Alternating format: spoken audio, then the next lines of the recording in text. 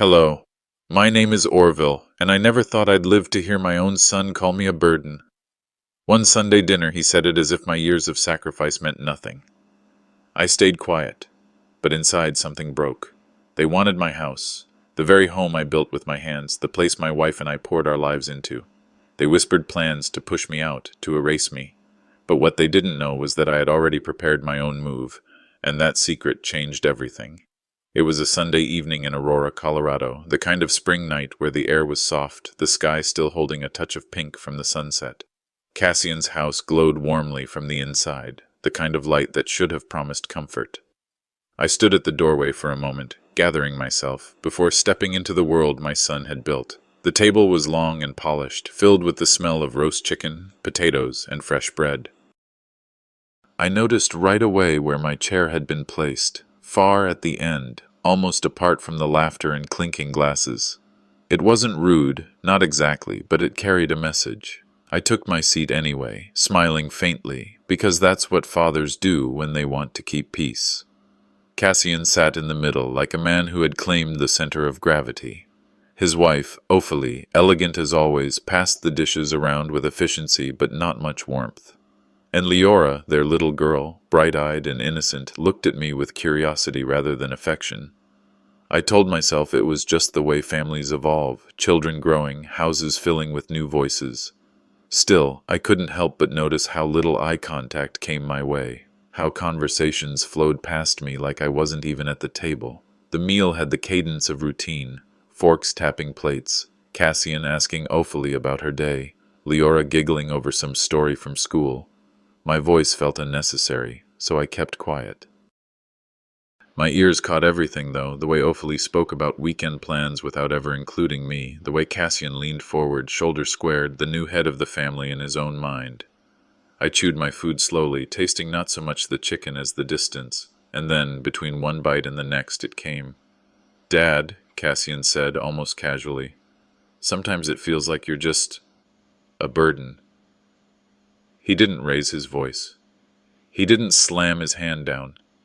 It was just words dropped into the air like salt over a wound. But they cut sharper than any yell could have. I set my fork down. My heart gave a heavy thud in my chest. For a second, I thought I might have misheard.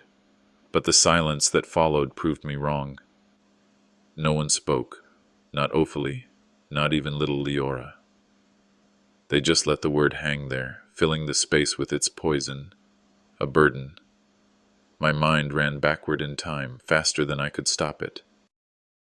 To the years when I worked double shifts at the mill to pay for Cassian's college, to the nights my wife and I went without so he could have new shoes, fresh books, every chance we never had. To the time I built the frame of our old house with my own 2 hands, even while my back screamed from the weight. And now, to him, I was a burden. I looked at Cassian, at the son I had once carried on my shoulders, and forced myself to breathe evenly. "Is that what you think?" I wanted to ask, but the words never left my mouth. I swallowed them like bitter medicine. I nodded instead, as if I hadn't heard him clearly, as if the silence around the table wasn't proof enough. Dinner resumed, but the taste was gone. My pride sat in my throat, choking me more than any food could. It should have ended there. But fate wasn't finished carving into me that night. Later, as plates were cleared and conversations turned light again, Leora spoke. Her voice was innocent, sweet, without malice. "Dad says Grandpa can't take care of himself anymore." The knife twisted deeper. I turned my head toward her, smiling faintly, though my chest felt like it might cave in. She was just repeating what she'd overheard. But in her little voice, I heard the echo of Cassian's judgment carried into the next generation.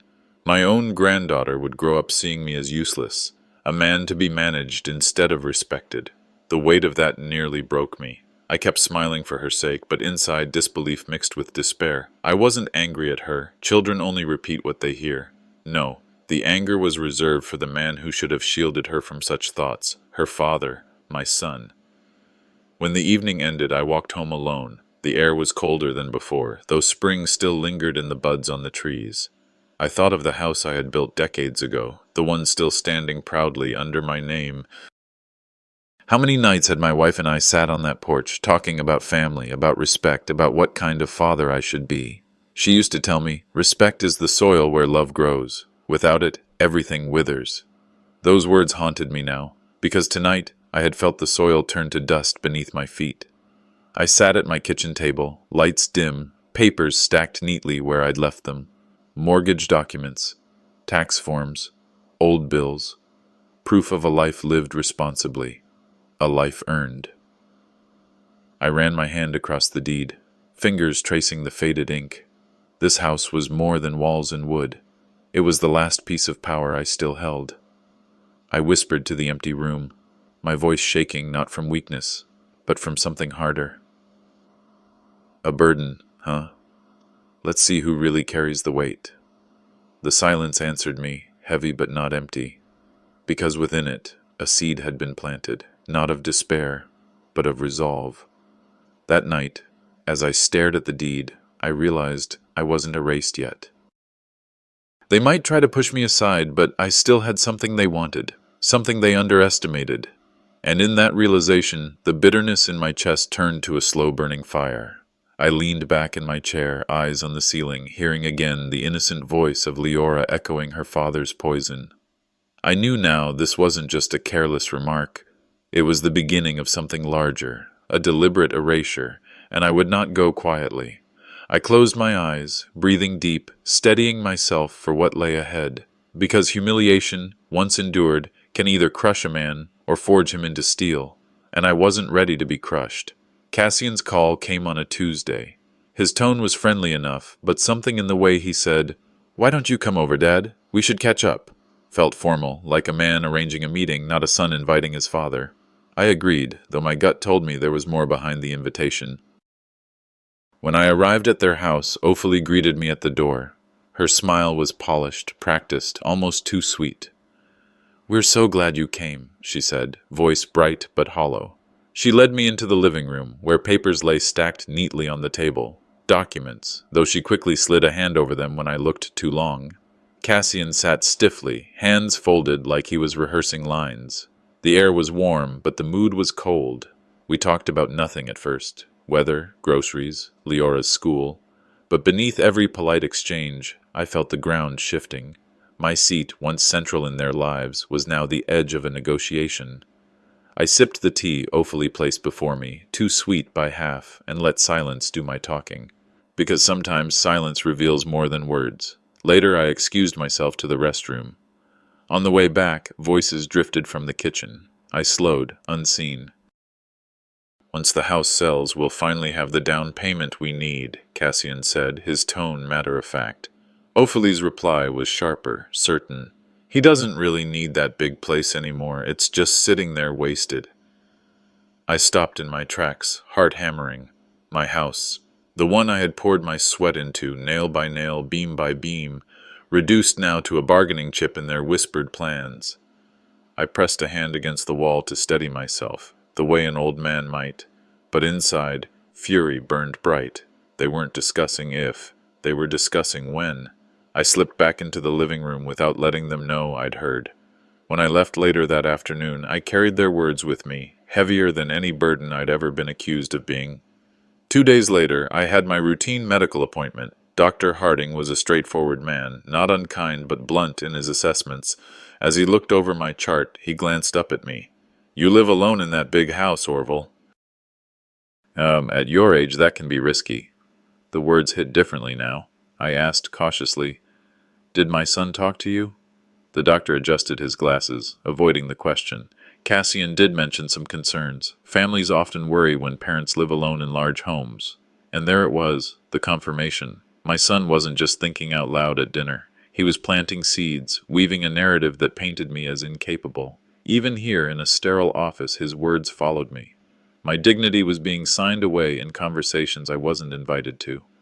I left the clinic with my jaw tight, each step heavy with a mixture of humiliation and defiance. That night, back in my own kitchen, I sat staring at the old photo frames lying neatly on the shelf. My wife's smile, frozen in time, watched me from behind glass. I remembered laying the foundation of this house, brick by brick, with her bringing me lemonade when the sun was too hot. Every corner of these walls carried her touch. This wasn't just shelter, it was memory, history, love. And yet, to Cassian and Ophalie, it was nothing more than numbers on a page, a way to finance their future. I thought about the small ways they'd already been erasing me. Cassian, speaking to neighbors as though the house was already his. The way one neighbor casually asked, "So when are you moving out?" as if I'd already packed my bags. Their plan wasn't just whispered anymore. It was seeping into the community, turning me into a relic whose removal was only a matter of time. The humiliation burned hotter with each recollection. I wasn't just being pushed aside, I was being prepared for erasure. That night, unable to sleep, I walked through the rooms of my house. My hand brushed the door frames, the table my wife and I had chosen together, the worn banister polished by decades of touch. Each step was a reminder. This house was not wasted. It was alive with the life I had built. In my study, I opened a locked drawer and pulled out the original deed. My fingers traced the ink like it was scripture. This was still mine. No matter what whispers filled kitchens or doctors' offices, the truth sat here in my hands. I whispered to myself, not with despair but with fire, "This house isn't wasted, it's my life." And as I stared at those papers, I felt the first stirrings of a plan. Because humiliation, when pressed too far, stops being humiliation. It becomes fuel. When I stepped back into my house that evening, the silence struck harder than Cassian's words ever could. The betrayal I had overheard still rang in my ears. Yet here, within these walls, life carried on as it always had. Steady, warm, filled with memories that only I seemed to honor. I set my coat on the rack, noticing the same dented wood panel my wife once teased me about never fixing. Every corner, every scratch, every faded mark told a story. But to Cassian and Ophalie, it was nothing more than equity. The thought made my chest heavy with a sadness pressing against the edges of anger. As I sat in the dim light of the living room, my eyes drifted across the photographs and furniture my wife and I had chosen together. "Every corner here tells a story, and to them it's just wasted space," I muttered, more to myself than the empty room. That line stayed with me, echoing in the stillness. My mind wandered back unbidden to 1979. I was a younger man then, working double shifts at the sawmill. I'd come home with sawdust in my hair, and instead of resting, I'd light the lanterns and hammer nails into the frame of what would become this home. My calloused hands poured the foundation, brick by brick, even when my back ached. Some nights, neighbors came to help. We'd raise beams under the stars, and afterward, we'd share cold beers in the yard, sweat mingling with laughter. I didn't just buy this house, I forged it. Every wall was a testament to the hours I stole from sleep. Every board carried proof of my determination to give my family something better. And when I looked back at those years, I realized, with grief and pride alike, this house wasn't just wood and stone. It was my manhood, my sacrifice, my promise to my wife. I could still see her, kneeling in the spring garden with dirt on her gloves, planting roses along the porch. She once told me, "This house will keep us together long after we're gone." I never forgot that. Even now, her presence lingered in the curtains she picked, the old lamp she fought to keep, the scent of roses that bloomed faithfully every April.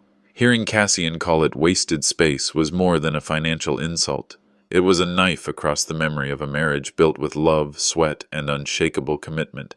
A few days later, I stopped by to see Milas Carden, my longtime neighbor. She had grown old alongside me, her hair now silver but her voice steady.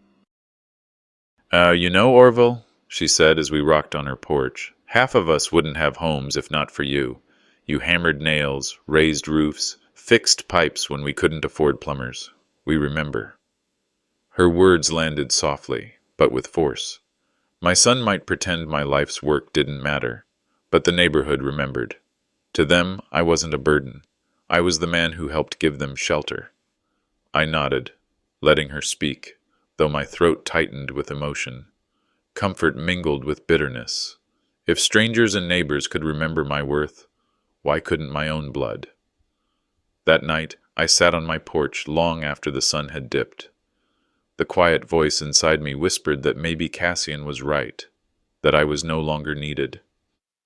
But louder still came another voice, rough and insistent. "You built this. You earned this. You are not disposable. Cassian's betrayal wasn't about a house. It was about erasing me, rewriting my story as though I'd never mattered.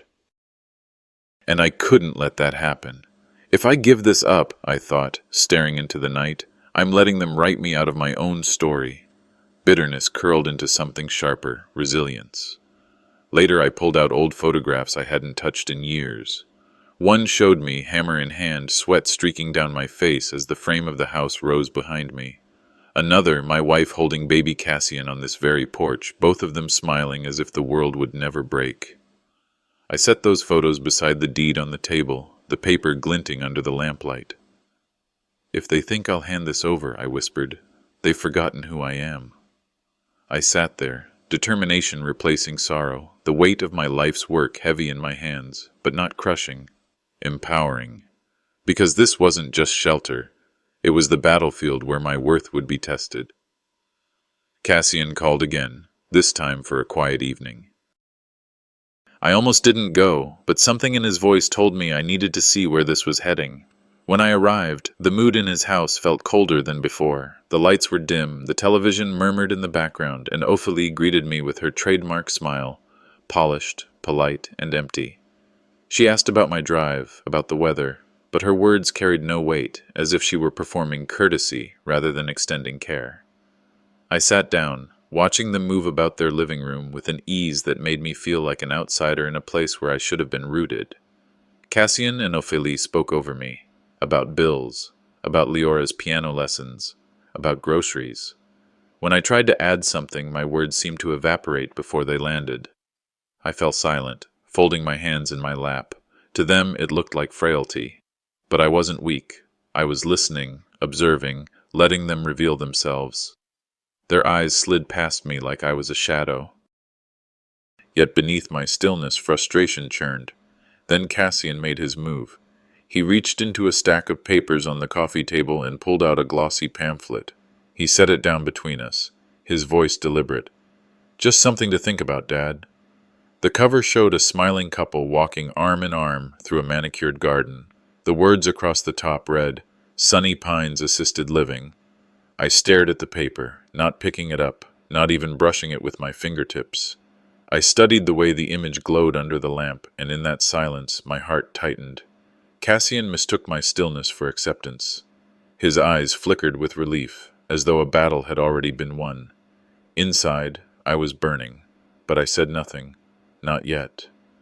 And in that pause, a memory pulled me backward, years ago, in the quiet of our bedroom, when my wife lay beside me, her voice softer than the night air. She said, Orville, don't ever let Cassian forget his debt to you. Don't let him erase who you are. I remembered brushing her hair back, laughing gently at the thought. Erase me. He'll never forget. But she saw further than I did. She knew the world could change a son's heart, twist gratitude into entitlement. That night she warned me not to surrender what I had built, not the house, not my dignity, not the story of my life. Her words struck harder now than they had then. She was gone, but her voice echoed like a bell, reminding me that silence was not the same as defeat. I lifted my eyes from the pamphlet and looked at Cassian. My voice was calm, steady, the way a storm might sound before it breaks. You should be careful what you assume about other people's lives, son. A man doesn't stop being who he is because he grows old. Cassian chuckled, brushing it aside as though I'd commented on the weather. Dad, it's just practical talk. We're only thinking of what's best for you. His dismissal landed sharper than any insult. My words, carved from years of sacrifice, bounced off him like they were meaningless. Before I could respond, Ophelie chimed in sweetly, her voice dripping with the kind of patience one uses with children. You don't need to worry about this now. Let us handle the hard decisions. I watched her tone, the way she lowered it just slightly, shaping me into a figure who couldn't understand his own life. And I saw Leora nearby, listening, absorbing the tone her parents used. Respect, eroded in real time, from one generation to the next. My chest tightened, not just for me, but for her. She would grow up thinking her grandfather was disposable. That realization stung more than any insult Cassian could give. The evening dragged on, their words moving forward as if mine had never existed. When I finally stood to leave, the air between us was heavier than when I arrived. I stepped into the cool night, the quiet street stretching before me like a judgment. As I walked, my thoughts crystallized. They believed silence meant surrender. They believed age meant weakness. But silence, I reminded myself, can also be a weapon. Back at my house, I gripped the railing of my porch, feeling the wood beneath my hands like the bones of my past. My wife's words echoed again. Don't let him erase you. And for the first time since this battle began, I felt a steel resolve settle inside me. They might not hear me now, but they would. Dinner that evening at Cassian's house felt like a stage play. Ophelie greeted me with her brightest smile, the kind that never touched her eyes. Her voice carried an exaggerated cheerfulness, too polished, too rehearsed. "So glad you could join us, Dad," she said, guiding me to my chair as though she were seating a guest, not welcoming her husband's father. The food was laid out neatly, but the room carried a tension that even the smell of roast chicken couldn't mask. The air felt thick, weighted by something unsaid. Cassian tried his hand at small talk, work, the neighborhood, Leora's grades, but his tone was clipped, his words too quick, as though he wanted to skip past the charade and reach the real reason I was there. Years of fatherhood had taught me to read the silence between words, and tonight the silence was deafening. Every glance, every overly wide smile, every forced laugh wrapped around me like a tightening rope, and then it came. Cassian reached under the table and slid a manila envelope toward me. The sound of it scraping across the polished wood echoed louder than any spoken word. "Dad, we think this might be better for you," he said, voice carefully measured, feigning concern. I looked down at the envelope, then opened it slowly. Inside were brochures, glossy pages filled with photographs of elderly people playing bingo, strolling in manicured courtyards, sitting in cheerful lounges. Phrases leapt out at me: transition care, senior housing solutions, safe, supervised community living. I turned the pages one by one, my face unreadable. Inside, each phrase carved deeper into me, as though I were being erased in ink. Cassian leaned back, arms crossed, misinterpreting my silence. He thought my stillness meant compliance, that he had me cornered already. Ophelie leaned forward, her sweetness laid on thicker than honey. She patted my hand gently, her touch more performance than affection. "You'll be so much more comfortable there, Orville," she said, her tone soft and sing-song. "With people your own age, you'll have friends, activities, no more loneliness." Her words dripped false warmth. I looked down at her hand on mine, feeling the weight of condescension in every syllable. Honey over poison. I didn't pull away, not because I welcomed her touch, but because I refused to give her the satisfaction of seeing me flinch. Inside, though, my mind seethed. I thought of an old saying, respect isn't given with age. It's taken away when children forget what it costs to raise them. And sitting there, I felt as though I was being buried alive while still breathing. Cassian and Ophelie were not offering care. They were preparing an execution of my independence, my dignity, my story. My wife's face surfaced in memory, as clear as if she sat across the table now. I heard her words again. "Don't let him erase you." For a moment grief cut sharp through me, but grief hardened quickly into resolve. I closed the brochure, slid it back into the envelope, and pushed it gently across the table. My voice was steady, calm, but it carried a weight that could not be ignored. "This house isn't yours to decide about, and I'm not done living in it." Cassian rolled his eyes, sighing like a weary parent correcting a stubborn child. "Dad, don't be difficult. We're just thinking ahead." "You can't handle that place forever." Ophelie smoothed her voice again, reaching across the silence like a practiced nurse. "Let's not argue tonight. We'll revisit this later. No need to get upset." Her tactic was clear. Delay, wear me down, chip away at me piece by piece until I gave in. But as I sat there, I felt pride stir inside me. For the first time in too long, I hadn't stayed silent. I had drawn a line. When dinner ended, I didn't linger. I stood, pushed in my chair, and walked out without a goodbye. The night air was cool against my skin, a relief after the suffocating performance inside. As I walked down their driveway, the words I spoke earlier still pulsed inside me. I'm not done living in it. They thought silence meant weakness, but I knew better. A storm doesn't need to shout before it breaks. The image of those papers burned in my mind, but so did the feel of the deed at home, safe in my drawer. And as long as that paper bore my name, I wasn't finished, not by a long shot. Cassian called me over again, insisting we talk things through. I knew what that meant. Another round of pressure dressed as concern. When I stepped into his living room, the pretense was thinner than ever. He didn't bother with pleasantries this time. His voice was sharper, clipped. Dad, this isn't just about you anymore. That house is too much for you, too much to handle. Think what it could do for me and Ophelie. For Leora. The words hung in the air like smoke. He wasn't even hiding it anymore. It wasn't about my safety. It was about greed. My blood boiled, but I kept my face still. Anger can be a weapon, but only when it's used wisely. I left his house without giving him the fight he wanted. On my way home, I stopped to chat with Melis Carden, my old neighbor. Her eyes darted nervously before she spoke. Orville, I shouldn't say this, but I heard Cassian the other day. He told someone, once Dad's out, the place is ours. Her words hit me like a hammer. Fury surged through me, but along with it came a grim kind of vindication. My suspicions weren't just suspicions anymore, they were fact. Worse, Cassian wasn't whispering in corners. He was boasting. My humiliation wasn't private, it was public. Back home, I paced the floor muttering under my breath. A son doesn't inherit respect by stealing it. The old sayings came back to me like anchors, holding me steady. I wanted to pick up the phone, to shout, to demand an explanation, but rage without strategy is wasted breath. I clenched my fists, forced myself to wait. Instead, I pulled open the drawer in my study. Papers spilled out. Deeds, mortgage records, my will. I laid them across the table like a battlefield map. Line by line, clause by clause, I read through them. Cassian didn't know half of what these documents said. He didn't know where my power still lay.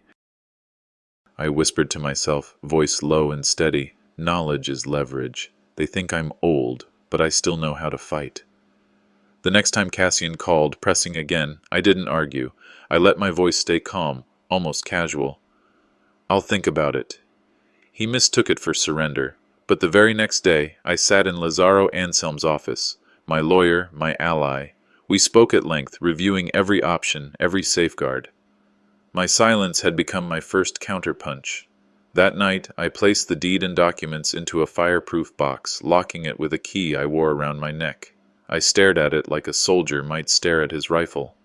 They won't see this coming, I whispered into the empty room.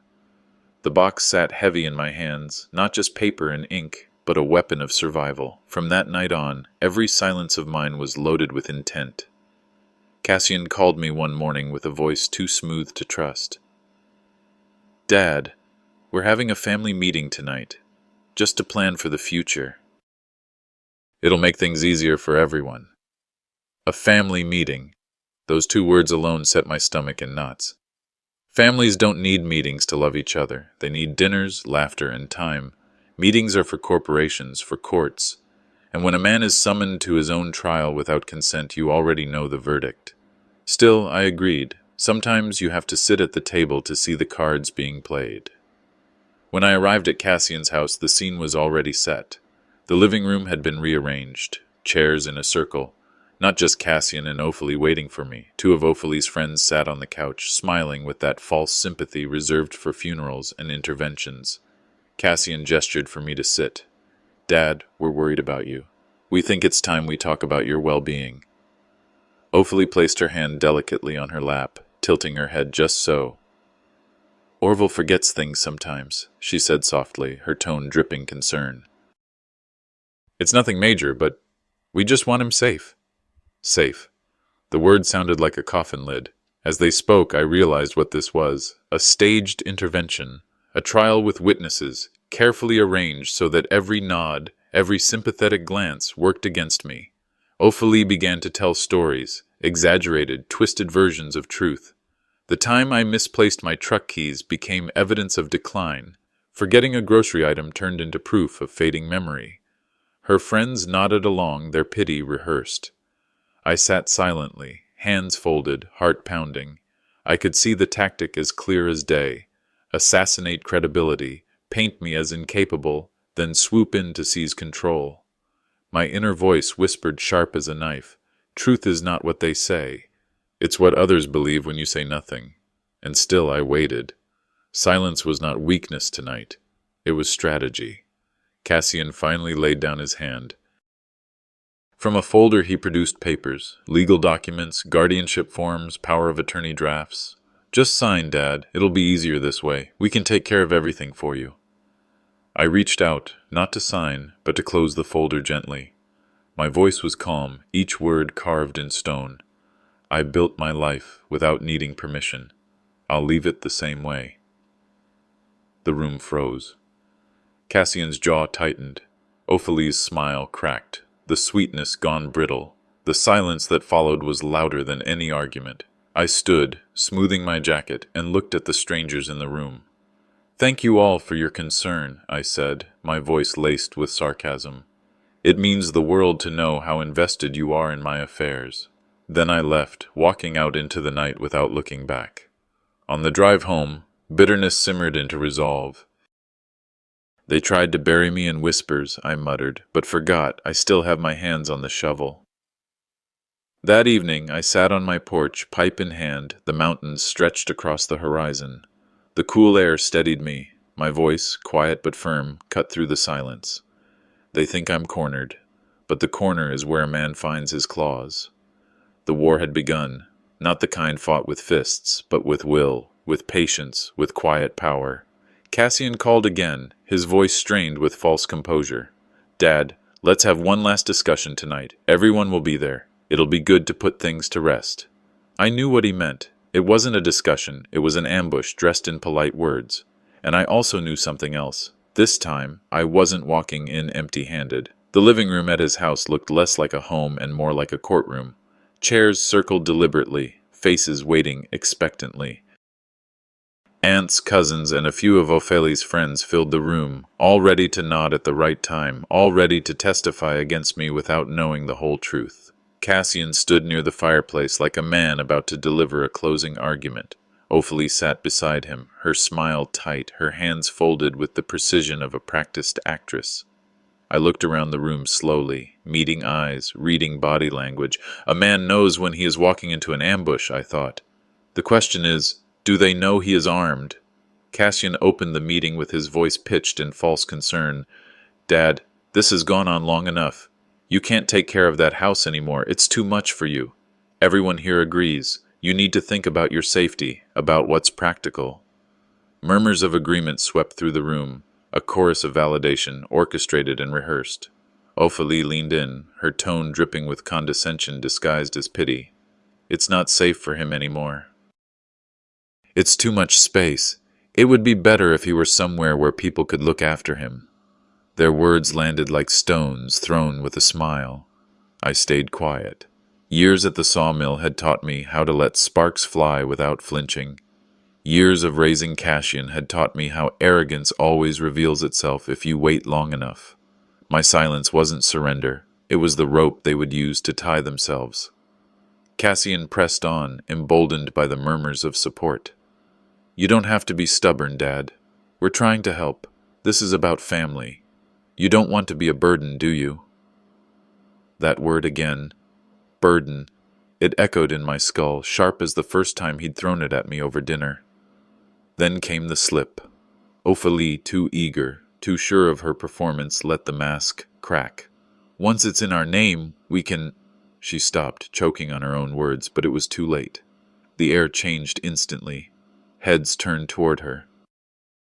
Some faces shifted, uncomfortable, recognizing the truth that had just broken free. Cassian's eyes widened in fury at her mistake, but there was no undoing it. I didn't need to say a word just yet. Silence, again, was my sharpest weapon. They had revealed themselves. Finally, I leaned forward and reached into my coat. Slowly, deliberately, I placed a large envelope on the table. My hands were steady. My voice was calm, but it carried the weight of decades. You've all had your say, I told them. Now it's time you heard mine. I pulled out the documents one by one. The original deed, the updated will, legal papers prepared by my lawyer, confirming in black and white that the house was mine, uncontested, untouchable. This house is mine, I said clearly. It will remain mine until I decide otherwise. No signatures, no whispers, no meetings will change that.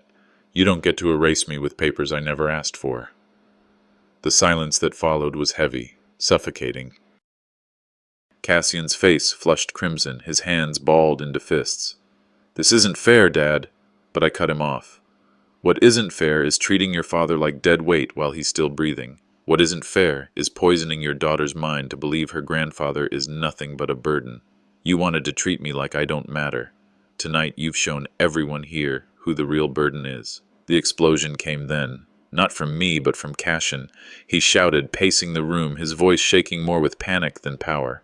Relatives shifted uncomfortably in their seats, some whispering, others staring at the floor. I didn't raise my voice. I didn't need to.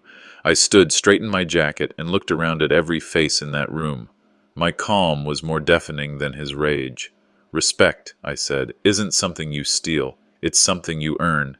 And you just lost it in front of everyone. Ophelie's brittle smile vanished. Cassian's rant lost steam. The courtroom they had staged had turned against them, not because I shouted, but because the truth had finally spoken for itself. I walked out of that house with my head high, the documents tucked under my arm, the night air sharp against my skin. Behind me I could still hear Cassian yelling, but his words no longer mattered. Wars aren't won in a single battle, I murmured to myself. But tonight, the ground shifted. The mountains loomed in the distance, quiet and immovable, like the house I had built, like the man I still was. And as I stepped into the cool dark, one thought burned steady inside me. They had thought they could corner me, but it was their mask that cracked first. And once a mask breaks, the truth never hides again. The drive home that night was silent except for the hum of the engine and the faint rattle of loose tools in the back seat. I kept my hands steady on the wheel, but my mind replayed every word from the confrontation. Cassian's shouting, Ophelie's slip, the stunned silence when I laid the deed on the table. I had stood my ground, but the sting of humiliation lingered like smoke in my chest. Victory doesn't wash away the sting, I thought. It just makes the sting matter less. I had stopped them, at least for now, but the echo of being called a burden by my own blood still cut deeper than I cared to admit. By the time I reached my porch, the night air was cold enough to make me shiver, but it steadied me. The war wasn't over, just paused. Words spread faster than I expected. By the next morning, cousins and distant relatives were whispering about what had happened in Cassian's living room. Some called it a disgrace, others simply said, "It went too far." One of my nephews told me later how he confronted Cassian after I left. "You embarrassed yourself, not him," he had said. "Everyone saw what you were doing." Cassian, true to form, grew defensive. He accused them of not understanding, of being ungrateful, of siding with me because I was playing the victim. Each word he spat only dug the hole deeper. For the first time, I felt vindication, not from my own voice, but from the quiet shift in the family around me. They were beginning to see him for what he was. The call came 2 nights later. Cassian's voice was sharp, strained, nearly breaking. "You ruined us, Dad. You made me look like a monster in front of everyone. You've destroyed this family's image." I sat back in my chair, listening to the anger burn through the line. When he finally stopped, I spoke slowly. "A son ruins his image when he forgets who raised him." There was silence. I could almost hear him grinding his teeth. He refused to apologize, and I refused to yield. That was the moment I knew. The bond was broken. Whatever fragile thread of father and son we still had snapped. I mourned it quietly, but I felt relief too. A lie of closeness had died, and the truth, cold, bitter, was cleaner to live with. A few days later I walked into the office of Lazaro Anselm, my lawyer. His gray hair and calm eyes had always given me confidence. He didn't ask many questions. He had already heard through the grapevine. "You did right," he said as he reviewed the envelope of documents I handed him. "Paperwork beats emotion every time." We sat together going through options. Guardianship papers, forced sales, manipulation. He explained how to lock down my rights. Each page I signed felt like laying another brick in a fortress. I hated that it had come to this, hated that my own son had forced me into defending myself legally. But as Lazaro reminded me, better to guard your home now than fight for it when it's too late. I walked out with a folder under my arm and a little more peace in my chest. That evening I sat on my porch watching the light fade behind the mountains. The garden beside me was quiet, the soil damp from the morning's watering. I found myself kneeling there, pulling weeds, grounding myself in the simplest of tasks. Money can be earned back, I thought, staring at the rosebush my wife had planted decades ago. But trust, once broken, lives in shards. The betrayal of family is a wound deeper than theft, because it takes away not just possessions, but belonging. And yet, I realized, I was still standing. My house, my land, my dignity, they were still mine. Back at Cassian's house, I knew trouble was brewing. He and Ophalie whispered behind closed doors, their anger unquenched. One night, a neighbor overheard him muttering through an open window, "If the law's against us, we'll find another way." I didn't hear those words directly, but I felt them in my bones. Peace, in families like ours, was never real when greed still breathed. The battle was paused, not ended. And the next strike I knew would not come in the open. It would crawl out of the shadows. The courthouse smelled faintly of paper and polished wood, a place where stories were not told but dissected. Lazaro Anselm, my lawyer, motioned me into his office with the calm precision of a man who had seen families tear themselves apart 100 times. He leaned back in his chair, tapping the folder before him. Cassian's attempt to forge your signature on preliminary sale documents didn't just leave smudges, it left fingerprints, both literal and digital. He tried to be clever, but fraud always leaves a trail. I sat silently, absorbing the words. Justice was never fast. It crawled, sometimes limping. But hearing that the law had already caught his scent gave me a strange satisfaction. Anger still bubbled under the surface, anger at my son for turning my home into a scheme. But there was hope now, faint but steady. If the courthouse was quiet, the cafe downtown was loud. Whispers carried like wildfire through coffee steam and clinking mugs. "You hear about Cassian Volker? Tried to take his old man's house right out from under him." "What kind of son does that? Shameful." I didn't have to sit inside to know what was being said. Neighbors told me, cousins repeated it. Even as I passed by, I caught fragments, heads shaking, eyes rolling, pity reserved not for Cassian, but for me. Cassian and Ophalie tried to keep their smiles painted on, showing up at church, greeting folks with practiced warmth, but whispers followed them like shadows. At every aisle of the grocery store, at every pew, their reputations crumbled. Vindication doesn't roar. Sometimes it just murmurs loud enough for everyone to hear. Back at my house, I returned to my old rhythm. Mornings with coffee on the porch, afternoons spent fixing the fence posts that had leaned too far under winter's snow. I planted tomatoes in neat rows, just as my wife once had. One evening, Malis Carden knocked on my door with a pie in her hands. Behind her, 2 more neighbors stood, offering to help mend my gate. "We've got your back, old friend," Malis said, her eyes soft but firm. For years I had felt alone, surrounded only by echoes of my wife and ghosts of my work. But that night, as laughter from neighbors filled my yard, I realized I was not as invisible as Cassian wanted me to feel. Their support wasn't loud, but it was steady. It wrapped around me like a quilt stitched by many hands. Satisfaction seeped in. Gratitude, too. Yet beneath it all, sorrow still lingered. A sorrow that the one man who should have stood beside me had chosen to stand against me. Cassian's mask cracked the next time he came to my porch. His face was tight, his words sharper than knives. "You turned everyone against me, Dad. You've poisoned the family against us." I set down my coffee cup, meeting his glare with calm steadiness. "I didn't turn anyone, Cassian. You managed that on your own." His fists balled, his voice trembled. For all his bluster, he looked like a boy cornered, not a man in control. Ophalie lingered at the gate, eyes darting, her smile brittle as glass. She had tried to rally friends to their side, but the town had already decided. People saw through her sweet words now. They saw the greed behind the sugar. Cassian stormed off, gravel crunching under his boots, leaving only the echo of his fury behind. That night I walked into the living room and pulled an old photograph from the drawer. It was taken 25 years ago, my wife on the porch swing, Cassian holding little Lyora in his arms. I rehung it on the wall but trimmed it deliberately, leaving Cassian out of the frame. The image now showed only my wife's smile and the innocence of my granddaughter. "Sometimes erasure is the only way to heal," I whispered. It wasn't cruelty. It was acceptance. I had spent too long pretending family bonds could survive greed unscathed. Now I chose what to keep and what to let go. Days later, Cassian received a letter, a thin envelope stamped by the courthouse seal. He tore it open, his face draining as he read the words. Formal charges were being considered.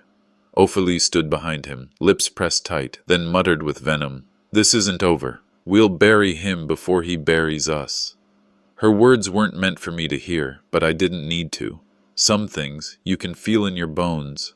The law had begun its slow march, but desperation was a wild card, and desperation was the only thing Cassian had left. The days following the courthouse letter brought a strange quiet to my life.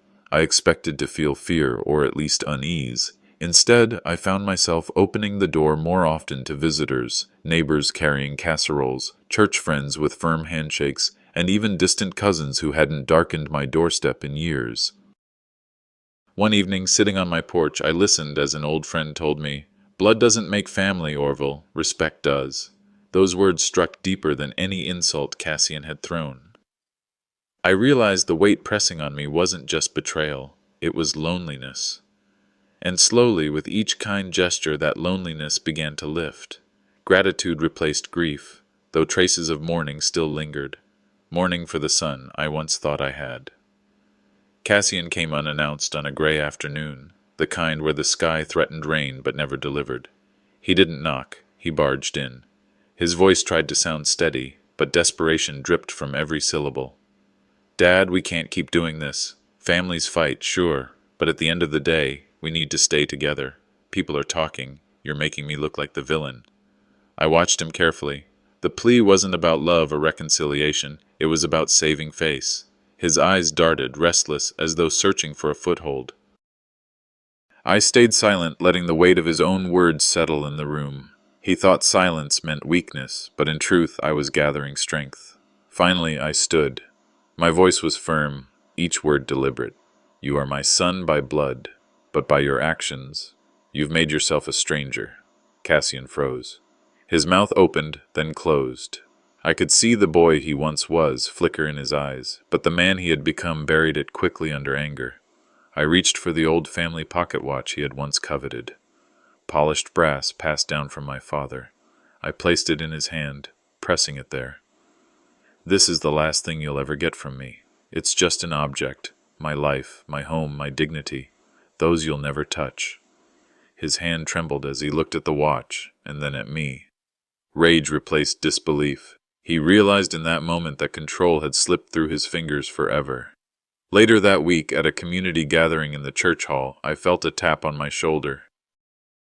It was Edna, a cousin I hadn't spoken to in decades. She cleared her throat, speaking loud enough for others to hear. "If you need me to testify, Orville, I'll stand with you. You're not alone in this fight." Her words echoed through the hall. A ripple of agreement followed, neighbors nodding, friends stepping forward. Support came not from blood, but from those who valued truth over ties. For the first time in years, I felt not like a man cornered, but a man carried. Back on my porch that evening, I reflected aloud. Family isn't who shares your name, but who shares your burdens. I thought of old American sayings I had heard in the mill years ago. Better to walk alone than follow the wrong crowd. Those words rang true now more than ever. Bittersweet as it was, I felt grounded. The chains of obligation, of believing I owed Cassian my silence, had broken. I was free to choose my family, and they were the ones who stood by me, not the ones who plotted against me. Cassian's footsteps echoed as he stormed away from my house for the last time. His final words lingered in the air. "You'll regret cutting me off." I watched him go, feeling no fear, only resolve. Maybe he thinks he still has the last move, I murmured to myself, but the board is mine now. The war wasn't over, but the ground had shifted, and this time I wasn't standing alone. The courthouse smelled faintly of varnished wood and old paper, the kind of place where truths and lies collided under the heavy gaze of the law. Cassian and Ophelie strutted in as though victory were already theirs. Cassian adjusted his tie with a smirk, whispering something to his wife that made her lips curl with smug confidence. I walked in beside Lazaro Anselm, my lawyer, steady as stone. My cane tapped against the floorboards like a metronome, marking time until the reckoning. The judge called order, and Cassian wasted no time, standing tall as he painted me a picture of incompetence, an old man, confused, incapable of handling his own affairs.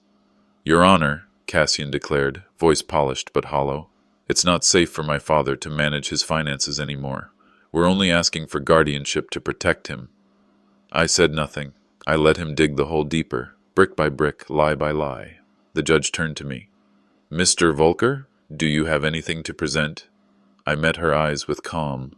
"Yes, Your Honor. I've been patient, but patience has its limits." The courtroom air thickened as I pulled a folder from my briefcase. Lazaro handed the documents to the bailiff, who delivered them to the bench. The judge's brow furrowed as she read. "This," she began, pausing. "This indicates that the property in question was sold nearly a month ago." Cassian's smug grin collapsed, replaced by confusion. "That's impossible." He didn't." I raised my voice just enough for the room to hear. "You wanted my house. I made sure it could never be yours. I sold it before you ever brought me here." A ripple of shock swept through the courtroom. Ophelie's face drained of color, her lips trembling. Cassian stammered, turning to the judge, to the gallery, to anyone who might save him. But no one could. His scheme had crumbled in a single stroke. Murmurs filled the room like rising thunder. He sold it? They tried to take it, and he outplayed them. The judge slammed her gavel once for silence. Her tone was cold and precise. "Mr. Volker remains in full control of his affairs. This court finds no grounds for guardianship. Further, I am referring this matter for review. Mr. Cassian Volker, questions of fraudulent intent have been raised." Ophelie's hands shook as she clutched her handbag. Cassian's jaw clenched so tight I thought he might break a tooth. He had expected to strip me of dignity. Instead, he was the one stripped bare, exposed for all to see. I sat still, my heartbeat calm. Vindication didn't come with fireworks. It came with silence, the silence of a man who no longer needed to prove anything. Cassian exploded outside the courtroom doors. "You've destroyed me!" he shouted, his voice cracking under the weight of his fury. I looked at him steadily. "No, son. You destroyed yourself when you forgot respect." Ophelie tried to pull him away, whispering frantic reassurances, but her eyes betrayed her fear. People were watching, relatives, neighbors, strangers who would carry the story. Their empire of lies had collapsed in public daylight, and there was no rebuilding it.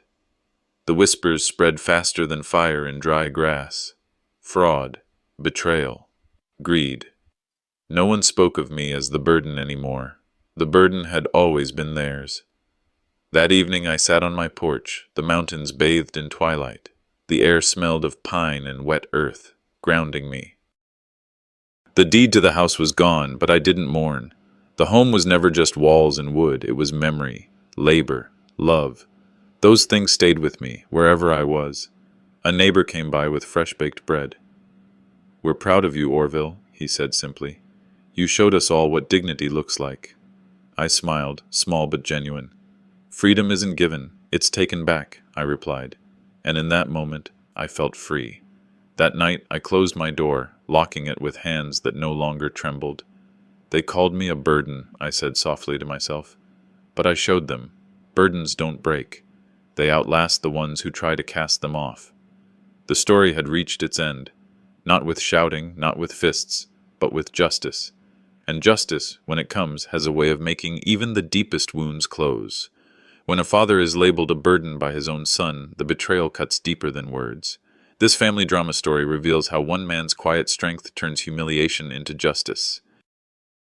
In a gripping tale of greed, respect, and survival, a son's desperate attempt to seize his father's home backfires in the most shocking way. Viewers will be drawn into the heartbreak, the confrontation, and finally the triumph of dignity over manipulation. Perfect for those who love powerful storytelling that speaks to loyalty, betrayal, and resilience within American families.